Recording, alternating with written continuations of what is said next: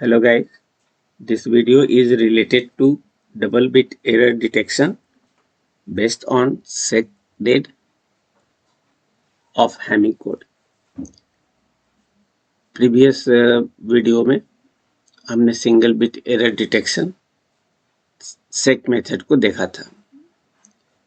आज हम लोग देखते हैं double bit error detection by using SecDed, जो कि हैमिंग कोड्स का पार्ट है।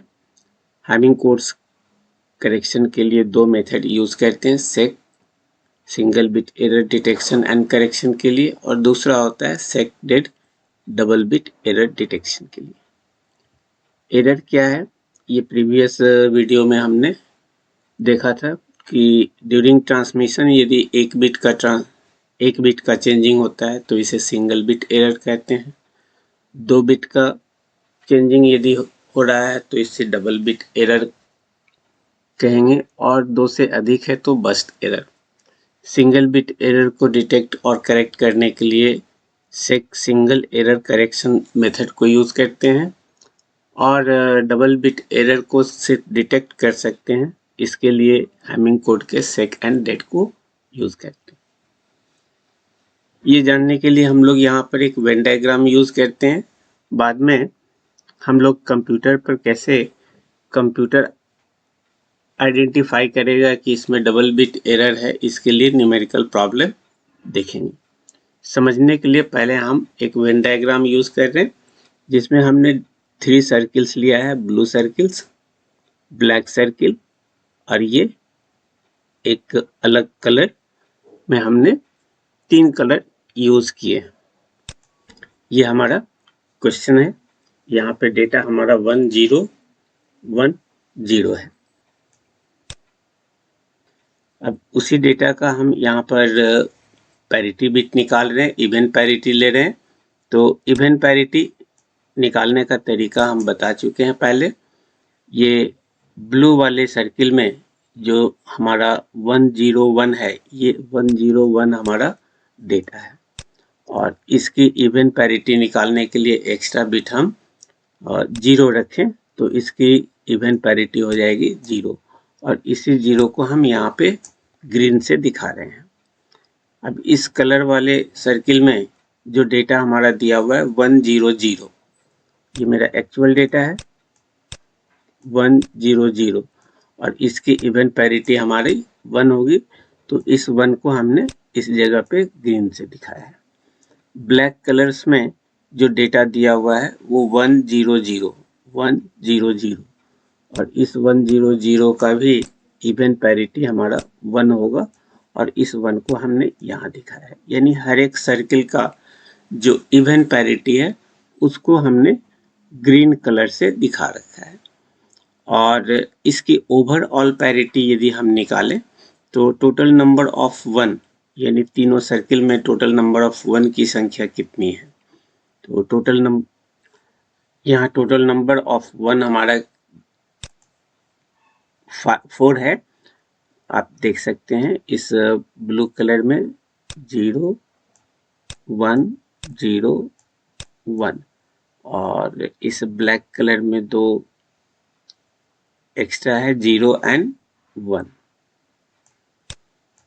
इस कलर वाले में एक 1, बाकी डेटा हम यहाँ पे लिख चुके हैं।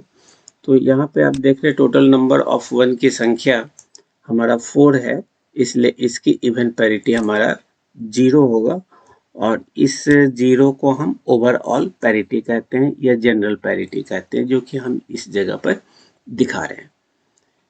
तो हर एक सर्किल का इवन पैरिटी ग्रीन से दिखा रखा है हमने, और ओवरऑल पैरिटी हमारा 0 इस जगह पे दिया हुआ है। अब इसमें कहीं पर भी यदि हम 2 बिट का चेंजिंग कर दें, इसमें कहीं भी 2 बिट का चेंजिंग आप कर सकते हैं। सपोज हमने इस बिट को 0 से 1 कर दिया और इस 1 को 0 में चेंज कर दिया, तो यहाँ पे 2 बिट का चेंजिंग हो गया। अब इस 2 बिट के चेंजिंग से हम सारे का इवन पैरिटी फिर से चेक करें तो आप देख रहे हैं कि इस सर्किल ए में जो नंबर ऑफ 1 है वो 3 है, तो इसके अकॉर्डिंग ये इवन पैरिटी मेरा चेंज हो जाएगा। इसी तरह से इसमें यदि हम देखें सर्किल बी में, तो सर्किल बी में 1 एंड 1 दो 1 दिए हुए हैं, इसलिए इसकी इवन पैरिटी तो सही है। इस ब्लैक वाले सर्किल यानी सर्किल सी में यदि देखें तो 1 1 1 0 यानी 3 1s आ रहे हैं, तो इसकी इवन पैरिटी हमारा रॉन्ग हो गया। यानी इस दो जगह पे जो इवन पैरिटी है वो मेरा रॉन्ग हो रहा है। तो इससे पता चल रहा है कि हमारा एरर है। अब इस एरर को ठीक कैसे करें? तो ठीक करने का हमारे पास कोई उपाय तो है नहीं, हम केवल चूंकि सेक डेट में डिटेक्ट कर सकते हैं। तो इस चीज को हम नेक्स्ट पेज पर दिखा रहे हैं कि जो हमारा इवन पैरिटी है इस सर्किल ए का वो चेंज कर रहा है, और इस ब्लैक सर्किल का भी इवन पैरिटी मेरा चेंज कर रहा है। यहाँ पे 2 है, तो इसकी इवन पैरिटी इस पूरे की इवन पैरिटी 3 1 की वजह से चेंज करना होगा, और इसकी भी इवन पैरिटी हमको सी का 3 से 3 है, तो इसकी इवन पैरिटी को हमें एक और बढ़ाना होगा। तो ये 2 सर्किल में हमारा एरर है। अब इसकी ओवरऑल पैरिटी या जनरल पैरिटी तो हम चेंज कर नहीं सकते, तो ये हमारा जो दोनों है इसमें किसी बिट को चेंज करें। सपोज हम इस बिट को चेंज करते हैं, इस बिट को चेंज कर दिया तो इसकी इवन पैरिटी सही हो गई, इसकी भी इवन पैरिटी सही हो गई, और सी की भी इवन पैरिटी सही हो गई। यानी तीनों सर्किल का हमारा इवन पैरिटी तो सही हो जाता है किसी एक बिट के चेंज करने पर, लेकिन ओवरऑल पैरिटी यदि देखें तो 1 1 1 3 1 है, तो ये ओवरऑल यानी जनरल पैरिटी हमारा चेंज हो जा रहा है, जो कि हम नहीं कर सकते। तो इस तरह से हमें पता चल रहा है कि जो दिया हुआ डेटा है उस डेटा में यदि किसी 2 बिट को हम चेंज कर दें तो डबल बिट एरर डिटेक्शन तो हो जाता है, लेकिन हम किसी एक बिट को चेंज करके इसको करेक्ट नहीं कर सकते। आप कहीं पर भी किसी एक बिट को चेंज कीजिए, आपका ये डिटेक्ट होगा बट करेक्ट नहीं कर पाएंगे। इसीलिए इस मेथड को हम कहते हैं SEC DED method to SEC DED method. ये मेथड हमारा हैमिंग कोड का है, जिसमें हम डबल बिट एरर डिटेक्ट कर सकते हैं लेकिन करेक्ट नहीं कर सकते हैं। ये वेन डायग्राम है जिसको कि हम मिनिमम नंबर ऑफ डेटा पर इस वेन डायग्राम को ड्रॉ करके ये चेक कर सकते हैं। लेकिन नंबर ऑफ डेटा की संख्या यदि 4 से अधिक 5, 8 बिट, 6 बिट, 10 बिट, 11 बिट्स हो, तो वैसे केस में कंप्यूटर कैसे समझेगा कि इसमें डबल बिट एरर हुआ है? इसके लिए हम एक न्यूमेरिकल देखेंगे, और वो न्यूमेरिकल हमारा यहाँ दिया हुआ है, जिसमें हम 8 बिट के डेटा को ले रहे हैं। रिसीवर यानी सेंडर हमारा 8 बिट का डेटा सेंड कर रहा है, और रिसीवर 8 बिट के डेटा को रिसीव कर रहा है। इस 8 बिट के डेटा में आप चेक कर सकते हैं कि यहाँ पर जो सेकेंड बिट है फ्रॉम लेफ्ट वो चेंज किया, एक बिट की चेंजिंग हो गई, और दूसरा बिट भी चेंज कर रहा है, ये 1, ये भी चेंज हो रहा है। तो 2 बिट की चेंजिंग हो गई, और 1 0 0 1 0 0 1 0 यानी रेस्ट बिट हमारे सेम है। तो सेंडर के डेटा जो भी डेटा भेजा गया उसमें 2 बिट की चेंजिंग हो रही है रिसीवर के पास। अब ये जस्टिफाई करना है कि इसमें डबल बिट एरर हुआ है। कंप्यूटर कैसे जस्टिफाई करेगा? इसके लिए previous video single bit error detection में हमने बताया था कि सबसे पहले इसका सेक कोड निकालते हैं, जिसको सेक लेंथ कहते हैं। सेक कोड निकालने का तरीका हमारा होता है नंबर ऑफ डेटा बिट कितना है, तो नंबर ऑफ डेटा बिट को हम कैपिटल N से दिखाते हैं, और ये 8 बिट का है। इसमें सेक लेंथ कितना होगा यानी कि रिडंडेंट बिट कितना होगा, इसको हम R से डिनोट करते हैं जो अननोन है। और SEC equation with no error हमारा फॉर्मूला है कि 2 to the power R must be greater than equal to n number of data bit, जो कि यहाँ पर 8 है, r number of check bit या रिडंडेंट बिट जो हमें पता करना है, और 1 जो नो एरर के लिए हम यूज करते हैं। ये फॉर्मूला हम प्रीवियस क्वेश्चन में भी डिस्कस कर चुके हैं। तो इसी फॉर्मूला में हीट एंड ट्रायल मेथड से हम r की वैल्यू को फाइंड आउट करेंगे। हम प्रीवियस वीडियो में भी देख रखे हैं कि 0 पर भी ये इक्वेशन सही नहीं होता है, 1 2 पर भी ये सही नहीं होता है। हम r से शुरू करते हैं। यदि r की वैल्यू 3 रखें तो 2 to the power r that is 2 to the power 3, और n की वैल्यू हमारा 8 बिट है, हमने 8 बिट रखा, और r हम इस जगह पे 3 ले रहे हैं, तो r की जगह पे 3, और ये हमारा 1 नो एरर के लिए है। 2 to the power 3 8, 8 plus 3 plus 1 that is 12, 8 is greater than 12, ये मेरा इन इक्वेशन जस्टिफाइड नहीं है। 8 is greater than equal to 12 ये रॉन्ग है, तो हम r equal to 3 नहीं रख सकते।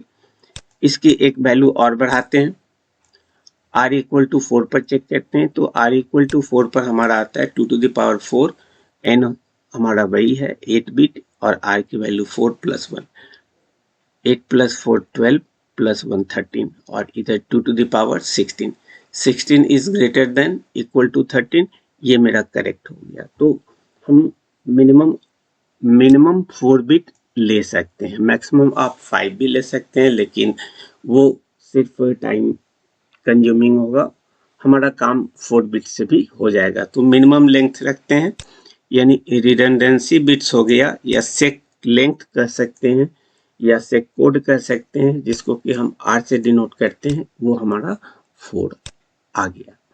अब इसी 4 को यूज करेंगे, लेकिन प्रीवियस क्वेश्चंस में भी आपको बता रखे हैं कि सेक और डेट को फाइंड आउट करने के लिए हम एक एक्स्ट्रा बिट भी लेकर के चलते हैं। तो जो भी सेक लेंथ है उसमें एक ऐड कर देंगे, जिसको हम ओवरऑल पैरिटी या जनरल पैरिटी कहते हैं। ऊपर वेन डायग्राम में भी आपको एक बॉक्स से दिखाया था जनरल पैरिटी और ओवरऑल पैरिटी। तो for the SEC DED single error correct and double error detect code we require one additional bit that is called general or overall parity. Therefore sec date code will be of 5 bits. तो sec code हमारा 4 हो गया, और sec date के लिए हमको 5 bit की जरूरत पड़ेगी। आगे हम लोग देखते हैं। अब ये जो sec कोड हमारा आया है, यानी r की वैल्यू जो हमारा 4 आया है, इस 4 को हम डिनोट करते हैं r0 r1 r2 r3 से। यदि R0 R1 R2 R3 को इस फॉर्मेट में रखें, R0 R1 R2 R3, ये हमारे 4 रिडंडेंट बिट हो गए, 4 रिडंडेंट बिट हो गए। इनकी पोजीशनिंग यदि राइट टू लेफ्ट हम काउंट करें 0 1 2 एंड 3, और इसी पोजीशन को 2 का पावर बना दें, 2 to the power 0, 2 to the power 1, 2 to the power 2 and 2 to the power 3। तो ये हमारा 2 to the power 0 की वैल्यू 1 आएगा, 2 to the power 1 का वैल्यू हमारा 2 होगा, 2 to the power 3 8, और 2 to the power 2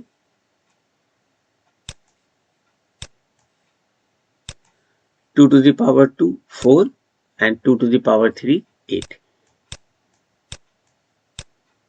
कहने का मतलब हो गया कि जो हमारा डेटा है वो डेटा 8 बिट का है, और रिडंडेंट बिट 4 बिट का है। तो n हमारा 8 बिट का है और रिडंडेंट बिट 4 बिट का है, तो टोटल बिट हमारा 8 प्लस 4 12 बिट का आ रहा है। यानी हम जो डेटा यूज कर रहे हैं उस डेटा में 12 बिट्स हैं, 12 बिट्स हैं। इस 12 बिट्स को कैसे हमें रखना है, तो सबसे पहले हम इसमें 12 लोकेशन बनाते हैं,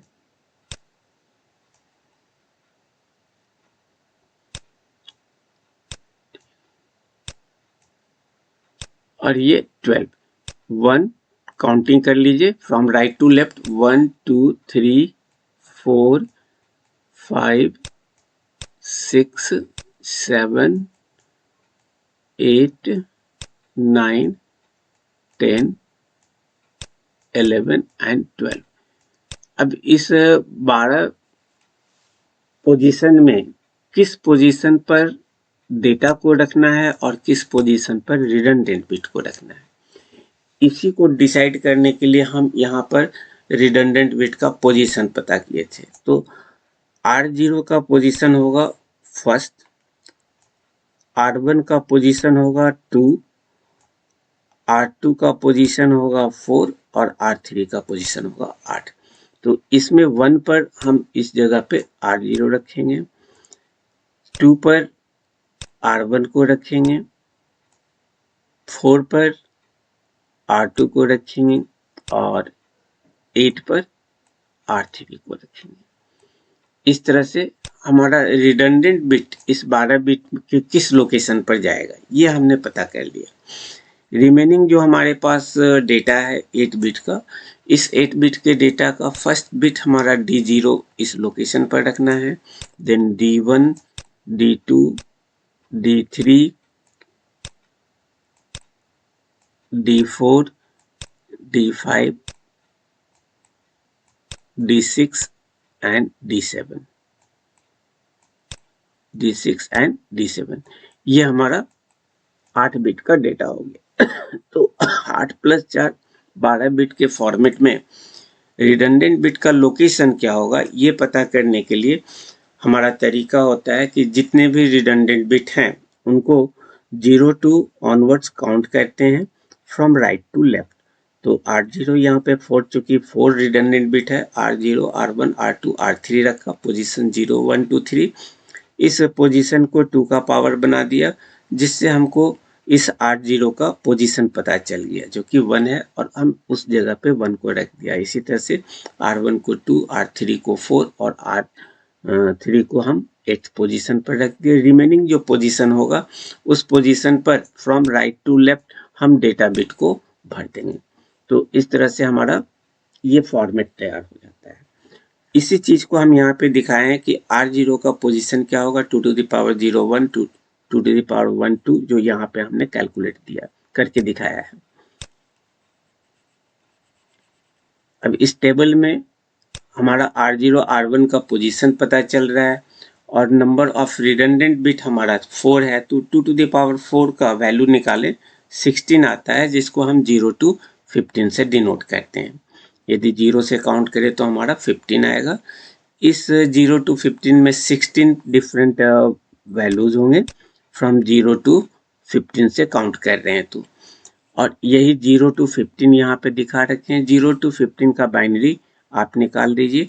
अब यहाँ पे हम बाइनरी निकालने के लिए 15 बिट को 4 बिट पे दिखा रहे हैं क्योंकि 15 का जो हमारा बाइनरी होगा वो 4 बिट में आता है, तो 0 को भी हमें 4 बिट में दिखाना है। और इस टेबल को क्रिएट करने का आसान तरीका आपको हम बताते हैं कि आप फर्स्ट जो हमारा R0 है इसको आप अल्टरनेट फॉर्म में 0101 से भर दीजिए 16 टाइम्स तक, और R1 को 2 times 0 2 times 1 तक 16 तक ले जाइए, 15 तक यहाँ आया है हमारा। तो ये हमारा R1 का पोजीशन होगा। R2 के लिए 4 times 0 4 times 1 को रिपीट कीजिए और R3 के लिए 8 0 8 1s को रिपीट कीजिए। इस तरह से 0 का बाइनरी हमको मिल गया 4 बिट में 0 0 0, 1 का बाइनरी वैल्यू हो गया 0 0 1, 3 का हो गया 0 0 1 1, 4 का हुआ 0 1 0 0 और 5 का 1 0 1 एंड सो ऑन। आप 15 का देखेंगे 1 1 1 1 होगा। इस तरह से हम पहले इस टेबल को क्रिएट करते हैं। इस टेबल में R0 R1 R2 R3 का पोजीशन क्या होगा 12 बिट के फॉर्मेट में।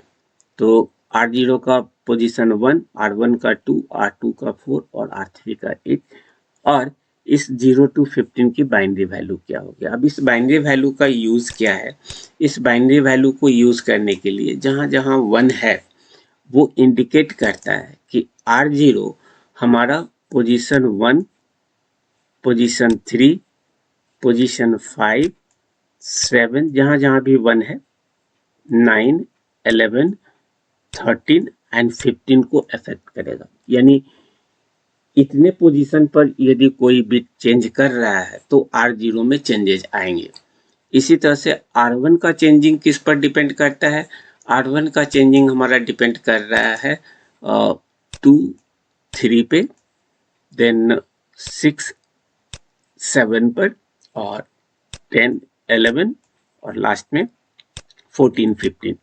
यानी R1 बिट हमारा 2, 3, 6, 7, 10, 11 और 14, 15 पर जो भी बिट्स हैं यदि चेंज करते हैं तो R1 की वैल्यू चेंज हो जाएगी। इसी तरह से R2 कब कब चेंज होगा? तो इसके लिए यहाँ पर दिया हुआ है कि 4, 5, 6, 7 इस जगह पर यदि कोई बिट चेंज करता है और 12, 13, 14 एंड 15 पर कोई बिट चेंज होता है तो R2 का वैल्यू चेंज करेगा। और R3 कब कब चेंज होना है? तो ये 8 से लेकर हमारा 15 तक है। यानी 8 to 15 में कोई भी बिट चेंज करता है तो R3 चेंज होगा। इस तरह से आप यहाँ पे देख रहे हैं कि कुछ पोजीशन तो हमारे एक से अधिक रिडंडेंट बिट में अफेक्टेड होते हैं और कुछ सिंगल प्लेसेस पे। तो इसी चीज को दिखाने के लिए हम यहाँ पर ये वैल्यू ले रखे हैं कि जहां जहां भी 1 है वो इंडिकेट कर रहा है कि रिडंडेंट बिट वहां पर अफेक्टेड होगा। इसी चीज को यहाँ पे हमको दिखाना होगा कि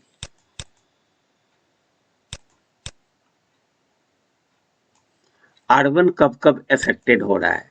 R1 कब कब अफेक्टेड हो रहा है? जहां जहां भी 1 है उसको आप यहाँ पे मार्क कर दीजिए।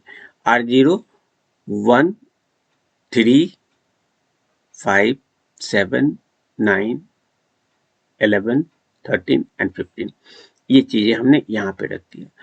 R1 कब कब अफेक्टेड हो रहा है?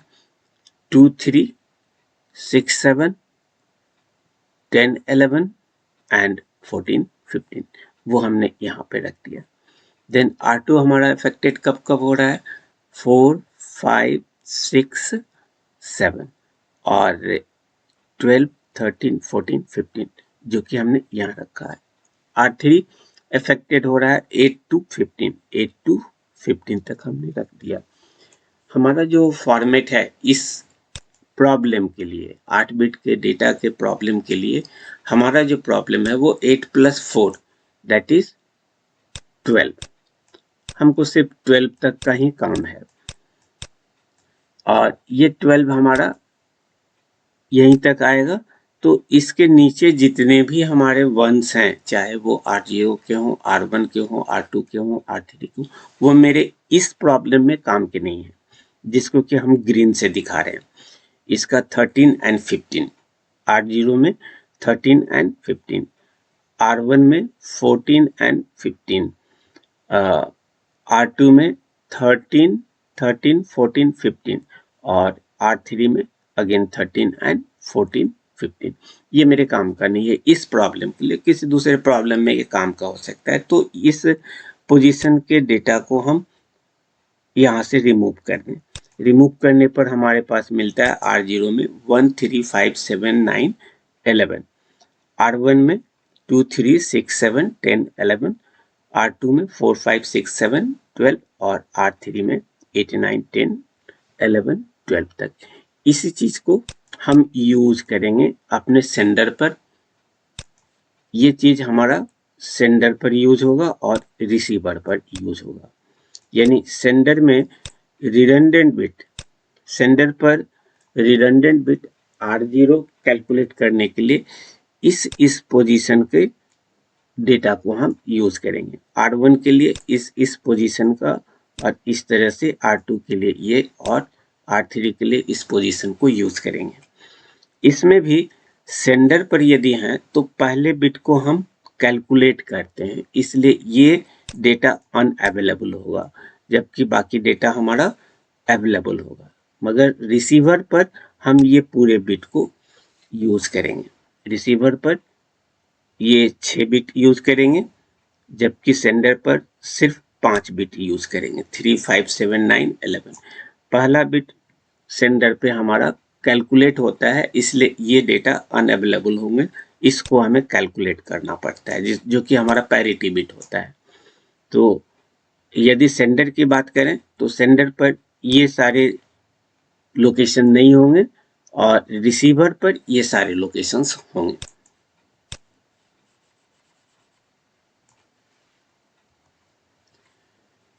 इसी चीज को यहाँ पर हम दिखा रहे हैं कि जो हमारा 12 बिट का डेटा है, 12 बिट का जो हमारा फॉर्मेट है वो 1 to 12 हमारा 12 बिट का फॉर्मेट हो गया। और अभी आपको हमने बताया कि R0 का लोकेशन 1 होगा, R1 का 2, R2 का 4 और R3 का 8 होगा, वो हमने रख दिया। और जो हमारा डेटा दिया हुआ है यानी कि जो हमारा सेंडर डेटा है 10110010, ये मेरा सेंडर डेटा है। ये सेंडर डेटा 10110010, ये हम इस रेस्ट लोकेशन पर रखते हैं 10101111, देन 0000 और 1010। इसको हमने आसमानी कलर से दिखाया है, ये आप देख सकते हैं। तो D0, D1, D2, D3, D4, D5, D6, D7, ये मेरा D0 था, आप देख सकते हैं D0 यहाँ पे रखा हुआ है। ये D1 है, ये हमारा D1 लोकेशन पे है।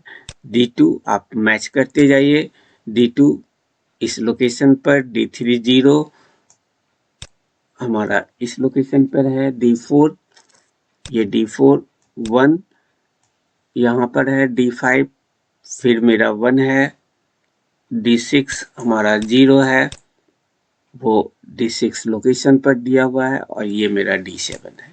तो आप देख रहे हैं कि जो डेटा का पोजीशन है वो हमने रख दिया, बट ये R0 की वैल्यू क्या होगी? इसी R0 की वैल्यू को कैलकुलेट करने के लिए ऊपर हम टेबल बनाए थे, जिस टेबल में बताया था कि R0 को कैलकुलेट करने के लिए हम 2, 3, 5, 7, 9, 11 में 3, 5, 7, 9, 11 को रखेंगे, 2 को और 1 को हमें कैलकुलेट करना होता है। तो यहाँ पे 1, 3, 5, 7, 9, 11 में 1 को हम कैलकुलेट करते हैं, जो R0 का पोजीशन है। तो इस R0 के पोजीशन को कैलकुलेट करने के लिए थर्ड पोजीशन का वैल्यू आप यहाँ से मैच कीजिए। थर्ड पोजीशन हमारा ये है, और यहाँ से ये वैल्यू को हम इस जगह पर रख लिया। इसी तरह से फिफ्थ का पोजीशन देखिए, फिफ्थ का पोजीशन ये है, और इस बिट को हमने यहाँ पर रख लिया। देन सेवेंथ पोजीशन को देखिए, सेवेंथ पोजीशन ये हमारा 0 है, और इस 0 को हमने इस लोकेशन पर रखा। देन 9 हमारा ये 1 है, और इस 1 को हम इस 1 जगह पे रख दिया। 11 हमारा दिया हुआ है 0, और इस 0 को हमने यहाँ पर रखा। कहने का मतलब आप जो फॉर्मेट बनाए थे 12 बिट का, उस 12 बिट के फॉर्मेट में जो इस पोजीशन पर डेटा का वैल्यू है उसको रख दीजिए, तो ये हमारा डेटा आ गया। और इस डेटा में नंबर ऑफ 1 की संख्या 1 है। इवन पैरिटी के लिए हम कौन सा एक्स्ट्रा बिट रखेंगे कि ये इवन होगा, तो इसकी इवन पैरिटी 0 आ रही है। इस डेटा की इवन पैरिटी हमारा 0 आ रहा है, और इसी 0 को हम इस फर्स्ट पोजीशन पर रखेंगे। इसी तरह से अब R1 को हम कैलकुलेट करेंगे। R1 को कैलकुलेट करने के लिए थर्ड पोजीशन का डेटा आप चेक कर सकते हैं। थर्ड पोजीशन का डेटा हमारा दिया हुआ है 0, और इस 0 को हम इस लोकेशन पर रख रहे हैं। देन सिक्स्थ पोजीशन का डेटा 0, और इसको हम इस लोकेशन पर रख रहे हैं। सेवेंथ पोजीशन का डेटा 0, और इस 0 को हम इस लोकेशन पर रख रहे हैं। टेंथ पर हमारा 1 है, और इस 1 को हम यहाँ पर रख रहे हैं। 11th पर 0 है, और इस 0 को हम इस लोकेशन पर रख रहे हैं। तो ये बिट कैसे निकाला, ये चीज आपने यहाँ से देखा 3, 6, 7, 10, 11 पर जो डेटा अवेलेबल है उसी डेटा को हम यहाँ पर रख दिए और इसी डेटा से अब इसकी हम इवेंट पैरिटी को फाइंड आउट करेंगे। तो टोटल नंबर ऑफ 1 की संख्या इस डेटा में 1 है, इसलिए इसकी इवेंट पैरिटी 1 आएगी और इसी 1 को हम इस 1 फर्स्ट सेकेंड पोजीशन पर रख देंगे जो R1 का वैल्यू आएगा। आई थिंक कि इस तरह से अब R2 का भी वैल्यू हम कैलकुलेट कर सकते हैं। R2 का वैल्यू कैलकुलेट करने के लिए फिफ्थ पोजीशन में हमारा 1 है।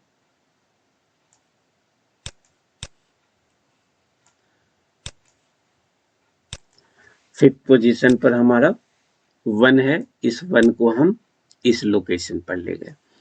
सिक्स्थ पोजीशन पर हमारा 0 है, इस 0 को हम यहाँ लाए। सेवेंथ पोजीशन पर अगेन 0 है, इस 0 को फिर हम इस लोकेशन पर ले गए। 12 बिट पर हमारा 1 है और इस 1 को हम इस जगह पे लाए, तो हमारा टोटल 1001 आता है। इसमें इसका इवेंट पैरिटी निकालें तो इवेंट पैरिटी में 2 1 है, इसलिए इसकी इवेंट पैरिटी 0 होगी और इसी 0 को हम इस फोर्थ पोजीशन पर रख रहे हैं जो R2 का वैल्यू है।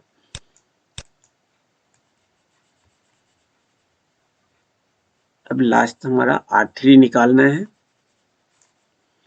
R3 निकालने के लिए हम यहाँ पर नाइन्थ पोजीशन पर हमारा डेटा दिया हुआ है 1, इस 1 को हमने यहाँ पे रखा।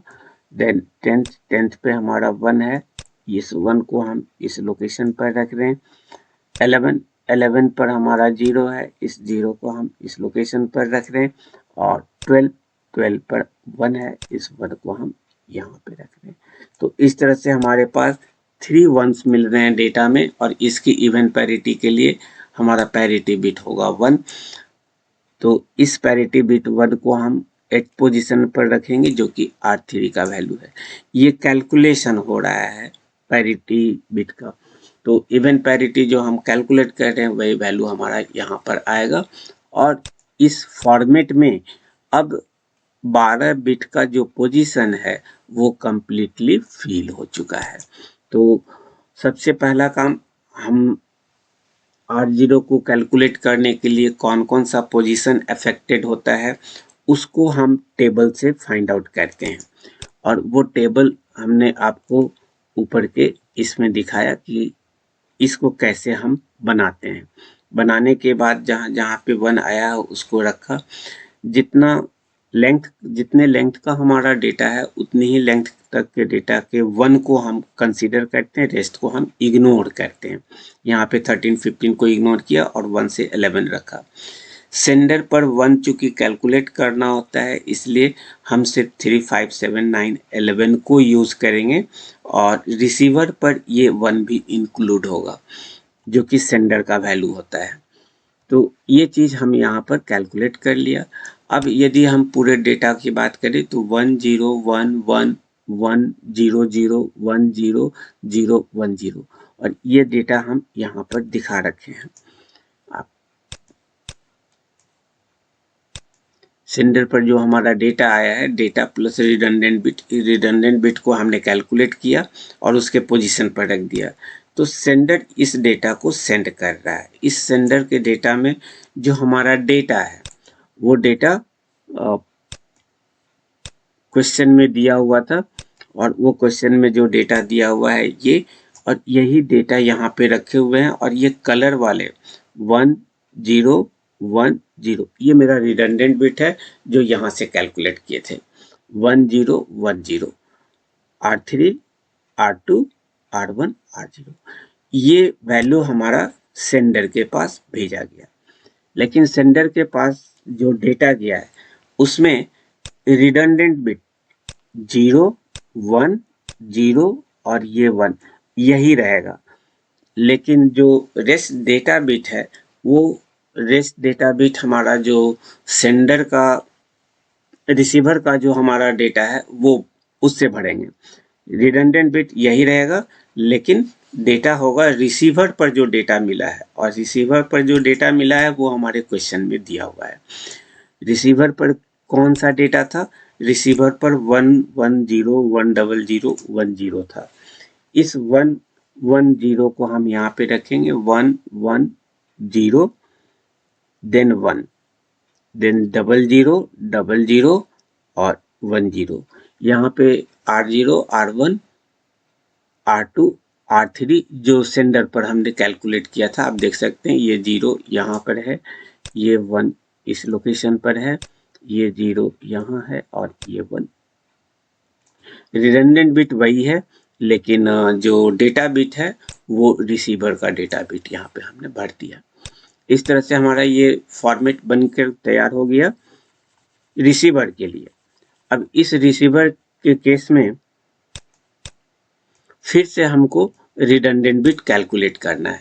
तो रिडंडेंट बिट इस रिसीवर पर कैलकुलेट करने के लिए इस बार इस 1 को भी यूज करेंगे, और इस बार इस 1 को यूज करेंगे तो 1 पे हमारा कौन सा डेटा है वो आप चेक कीजिए। इस 1 पे हमारा 0 है और इसी 0 को हम यहाँ पर रख रहे हैं। 3 पर हमारा 0 है, इस 3 को हम यहाँ पर रख रहे हैं। 5 को जैसा ऊपर बताया था 5 को ये 1 रखा, 7 0 ये 0 को रख रहे हैं, 9 1 इस 1 को रख रहे हैं और 11 ये 1 और इस 1 को यहाँ पर रख रहे हैं। अब हमारे पास डेटा बिट में 3 1s आ रहे हैं 1 2 3, तो इसकी इवन पैरिटी 1 होगी। लेकिन इस 1 को हमें इस फॉर्मेट में नहीं रखना है, इसको कहीं और ले जाना है, जो कि हम नीचे दिखा रहे हैं। इस 1 को हम नीचे ले जा रहे हैं। इसी तरह से R1 को कैलकुलेट कर लीजिए। R1 को कैलकुलेट करने के लिए हमको चाहिए 2 3 6 7 10 11 का डेटा, और 2 3 6 7 के डेटा को लाने के लिए आप यहाँ से 1 ये 1 देन 3, आपकी सुविधा के लिए हम इस लाइन से इसको ड्रॉ कर दे रहे हैं। वैसे यदि आप समझ गए हैं तो आगे स्किप कर सकते हैं। 7 को ये 0 0 से यहाँ पर, और 10 का हमारा 0 है और ये 10 0 यहाँ पर, लास्ट में ये 11 है, सॉरी ये 11 है, इस 11 को यहाँ पर रख दिया हमने। यहाँ पर नंबर ऑफ 1 डेटा में 2 है, इसलिए इसकी इवन पैरिटी 0 होगी, तो हमने 0 रख दिया और इसको नीचे हम ले गए। इसी तरह से R2 की वैल्यू को हम कैलकुलेट करेंगे।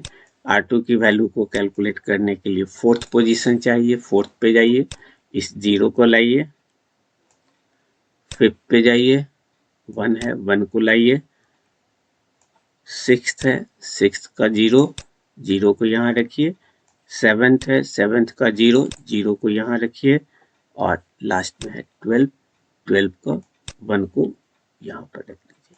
यहाँ पर नंबर ऑफ 1 2 है, तो इसकी पैरिटी बिट 0 हो गई, और इस वैल्यू को हम नीचे ले जाएंगे, बाद में इसको हम कैलकुलेट करेंगे। यहाँ कुछ और कैलकुलेट करना होता है। अब लास्ट हमारा रह गया R3 का। R3 के लिए 8 पर 1 और इस 1 को यहाँ लाए, 9 पर है 1, इस 1 को यहाँ पर ले गए, और 10 आई थिंक कि अब सब चीज समझ में आ रहा होगा कहाँ पर कब किस वैल्यू को ले जाना है। देन 11 और ये 12 का वैल्यू 1, इस 1 को यहाँ पे लाए। यहाँ पे नंबर ऑफ 1 की संख्या ऑलरेडी इवन है, इसलिए इसकी इवन पैरिटी 0 होगी। अब जितने भी इवन पैरिटी हमने रिसीवर पर कैलकुलेट किया है उसको हम नीचे में रखेंगे, प्लस इसमें एक जनरल पैरिटी भी निकालना होता है सेक और डेड में। सेक में हमें निकालने की जरूरत नहीं है, मगर सेक डेड में जनरल पैरिटी या ओवरऑल पैरिटी कैलकुलेट करना होता है। तो ये ओवरऑल पैरिटी और जनरल पैरिटी रिसीवर डेटा का होगा। रिसीवर डेटा हमारा दिया हुआ है 1 1 0 1 0 0 1 0 क्वेश्चन में दिया हुआ था। इसी से हमको इसकी इवन पैरिटी निकालनी है। तो इस रिसीवर पर जो डेटा हमारा मिल रहा है उसमें नंबर ऑफ 1 की संख्या ऑलरेडी 4 है, तो इसकी पैरिटी बिट हो जाएगी 0। और ये हो गया रिसीवर डेटा का जनरल पैरिटी, रिसीवर डेटा का जनरल पैरिटी। और इसी तरह से सेंडर डेटा का भी हमें जनरल पैरिटी निकालना होगा, जो हम कहीं पर निकाले होंगे। या ये हमारा सेंडर डेटा 10110010 का पैरिटी बिट है, जो कि जनरल पैरिटी है। सेंडर डेटा का भी जनरल पैरिटी हमारा 0 आ रहा है और रिसीवर का भी हमारा आ रहा है 0, यानी जनरल पैरिटी देखें तो सेंडर का भी 0 है और रिसीवर का भी 0 है। इस पॉइंट को माइंड में रखिएगा कि जनरल पैरिटी सेंडर का और रिसीवर बोथ का सेम है। अभी जो रिसीवर पर हम पैरिटी बिट कैलकुलेट किए, इसको हमें नीचे ले जाना है। नीचे ले गए तो हमें मिल रहा है 00001। अब ये जो पैरिटी बिट है, ये पैरिटी बिट हमारा रिसीवर डेटा का है और ऊपर हमने सेंडर डेटा का भी पैरिटी बिट निकाला था। तो इन दोनों को हमें एक जगह पे रखना है। रिसीवर का है 001 और सेंडर का जो हमारा पैरिटी बिट है वो है 1010। इन दोनों को एक जगह पे रखकर इसका XOR निकालना होगा। तो general parity of sender and receiver are same. यहाँ पर हमने ये पॉइंट लिख दिया, ऊपर आपको दिखा दिया कि सेंडर का भी जनरल पैरिटी 0 है और रिसीवर का भी जनरल पैरिटी 0 है। सेंडर पर जो हम पैरिटी बिट कैलकुलेट किए थे R0 R1 वो 1010 था और रिसीवर पर जो पैरिटी बिट हमने कैलकुलेट किया था वो 001 था। अब इन दोनों का XOR निकालना है, इन दोनों का XOR क्या कहता है? XOR हमारा गेट है। XOR गेट में कहता है कि यदि दोनों बिट 0 हो तो उसकी वैल्यू 0 होती है। दोनों बिट में एक भी बिट चेंज करता है तो उसका XOR वैल्यू 1 होगा। यदि दोनों बिट सेम है तो उसकी XOR वैल्यू 0 होगी। इस रूल को केवल याद रखिएगा XOR के लिए। XOR गेट में हमको ये ध्यान रखना होता है कि दो बिट यदि सेम हो तो उसका रिजल्ट 0 और डिफरेंट हो तो उसका 1। अब इस जगह पर ये सेंडर का पैरिटी है, ये रिसीवर का पैरिटी है। सेंडर का R0 और रिसीवर के R0 को हम यदि यहाँ पे XOR करें तो 0 1, इस टेबल से 0 1 1 होगा, 1 0 अगेन 1, 0 0 दोनों सेम है तो 0 होगा, 1 0 1। और ये जो वैल्यू मिला 1 0 1 1, यदि ये वैल्यू 0 0 होता, चारों बिट हमारा 0 होता तो कहते कि ये वैल्यू हमारा 0 है, लेकिन ये 0 नहीं है, 1 0 1 1 आ रहा है, यानी ये हमारा नॉन जीरो आ रहा है। XOR वैल्यू नॉन जीरो आ रहा है। तो ये नॉन जीरो और GP, ये दो चीजों से हम पता करेंगे कि भाई हमारा जो डेटा सेंड हुआ है उसमें 2 बिट का एरर है या नहीं है। तो सेक डेट के लिए कंक्लूजन क्या होता है कि इस सेक एंड डेट के कंक्लूजन में हम 3 पॉइंट्स को डिस्कस करते हैं। वो 3 पॉइंट क्या है? GP क्या है? GP यदि दोनों का सेम है तो यहाँ GP रिसीवर और सेंडर दोनों का 0 है, यानी सेम है, इक्वल है। और जो हमारा सेंडर बिट का सेंडर पैरिटी और रिसीवर पैरिटी का जो हमारा XOR वैल्यू है, XOR वैल्यू, वो XOR वैल्यू हमारा यहाँ पे नॉन जीरो आ रहा है, नॉन जीरो आ रहा है। इसी दो के हेल्प से हम पता कर सकते हैं सेक डेट का रिजल्ट क्या होगा।